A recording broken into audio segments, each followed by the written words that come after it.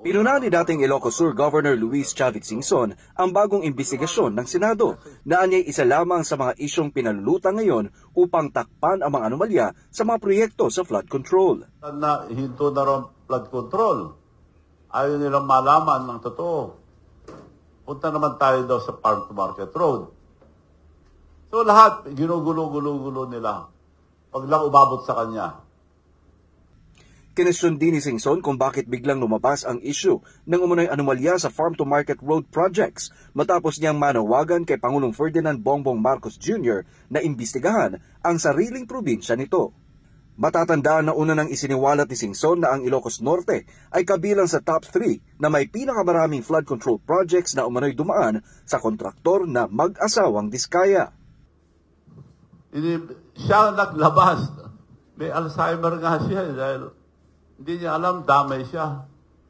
Sila ang target, third biggest beneficiary of the Diskaya. Paano nakakuha si Diskaya ng 31 billion in 3 years na term ni BBM? Usap-usapan sa Senado na posibleng hindi na ipagpatuloy ang investigasyon sa flood control projects bago pa man magbitiw si Senador Ping Lacson bilang chairman ng Senate Blue Ribbon Committee.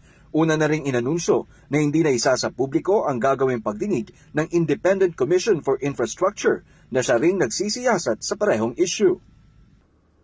Sana po wag tayong pabudol. Dahil ang liwanag, sinabi na ang ICI, maraming ghost project. Bakit tayo pupunta sa Farm to Market Road? Bakit pinaimbestiga ngayon mga iba? Para maliwalang tao sa kanya, unahin niya yung probinsya niya. Dahil para paniwalaan natin, kung malinis sila, well and good, tulungan pa natin. Yung suggestion ko, makakatulong sa kanya. Kung totoo yung sinasabi niya, malinis. Unahin niya ang probinsya niya, then probinsya na, magkatabi lang kami. Imbestigahan kami lahat. Maski hindi flood control, lahat ng project imbestigahan nila. Well, dapat may isang salita tayong lahat. Dahil ngayon, ang nangyayari sa ating bansa, nalilin lang na tayo. Marami lang hindi nagsasabi. Totoo. Gumagamit ng mga nababayaran at hindi po maganda yun, wala tayong pupuntahan. Right now, mahirap tayong magprogreso itong ganitong klaseng pamamalakad ng gobyerno kung pagtatakpan nila ang katiwalaan, mag-graft and corruption. Wala ang nangyayari na ngayon, ihinto na yung investigasyon. Puro divert na yung issue. Marami nagsasabi, this is the biggest scam ever. At it was proven already. Ghost project. Ang dami pong ghost project. Ako, tutulungan ko nga si President Marcos to show, being the president, he should show transparency, accountability, honesty, para maniwala ng tao.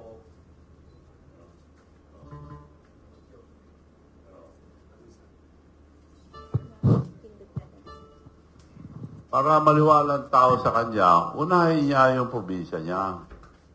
Dahil, para paniwalaan natin, kung malinis sila, well and good, tulungan pa natin. Yung suggestion ko, makakatulong sa kanya. Kung totoo yung sinasabi niya, malinis.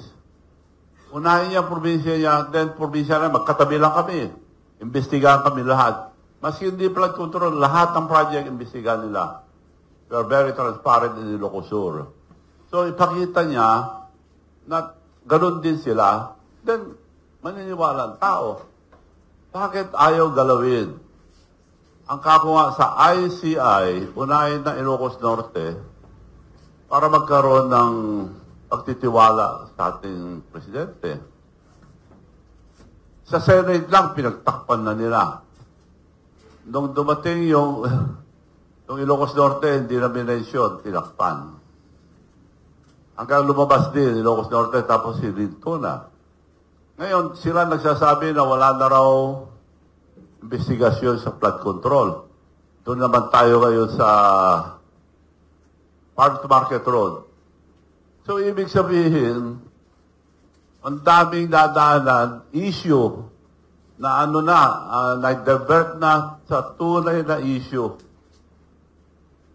Nagsabi ng ICI, ang daming ghost project. Bakit tayo pupunta sa another project? Ibig sabihin, bisigan nyo muna lahat yan hanggang matapos ang term ko. Hindi tayo umabot sa kanya, wala na, tapos ang term niya, alis na sila. Kasi ang Pilipino, madaling makalimot. So, paalala ko lang sa ating kababayan, yung nangyari sa parents nila, napatalsik, napaalis, due to graft and corruption. Nakakaya nga, nasa Guinness Book of Record.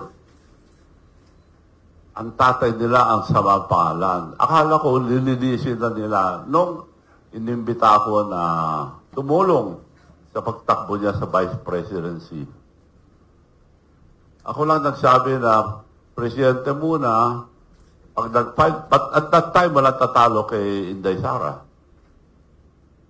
So ako lang nagsabi na presidente muna, pero pag nag-file si Sara, you have to slide down. I have the leverage to talk to Sara. Ikaw ang vice, protected ka na. Palakpakan pa yung mga leaders. Sabi niya, thank you, Manong. Yun lang. So all the way, tinulungan ko. Pera, lahat, nagkakapaon ng kontribusyon. So, nakalimutan ako, okay lang, wala akong samaan loob doon. Talagang ganyan ang buhay eh. Kaya lang may Alzheimer ka ako dahil nakalimutan na nga eh. Of course, tumulong ako. Eh di, yung mga mayors naman, maraming problema bawat, there are 1,500 municipalities. Halos lahat siyempre sasabihin nila ang mga problema nila. So, gusto ko man dalhin na, wala na. So, nagtataka kami lahat, okay lang, wala tayong magawa kung yun ang gusto nila.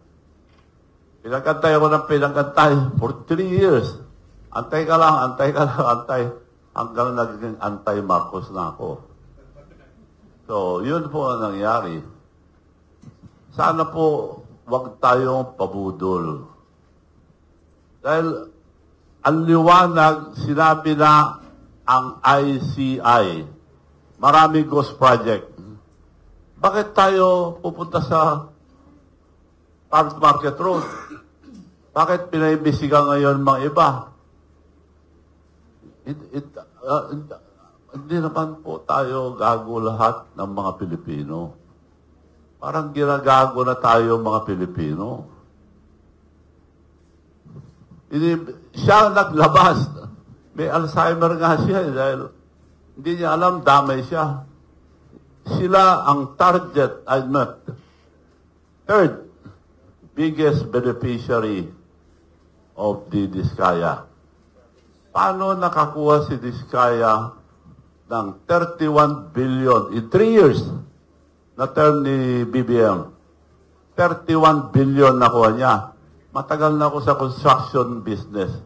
Never ako nakatanggap ng 1 billion na nakapag-project ng 1 billion. Ngayon, ako pa binibitahan ngayon. Wala kami project ni Diskaya ron. Wala kaming... sa akin listahan lahat. Si Diskaya, 31 billion nakuha. Sino nagbigay nun? May koneksyon sa taas. Paano nakarating ang mga Diskaya sa Ilocos Norte? Yun, iniwanag nila bakit nandun. Ano yung mga project niya? Diskaya have 38 projects in Ilocos Norte. Ipakita nila yung mga project nila doon, then we should believe him. Ngayon, divert na. Ang nangyayari ngayon, diversionary tactic. Iba na. ang sinasabi nila. Wala nang flood control. So, yun ang sitwasyon natin ngayon. Ano mangyayari sa ating bansa? Wala nang progress yan. Buwagsak ng ekonomiya natin. Wala nang progress. Retrogression na, retrogress. Hindi progress. Ibig sabihin, kabaliktaran ng progress. So, yun po mangyayari sa atin. Kung di nila ayusin.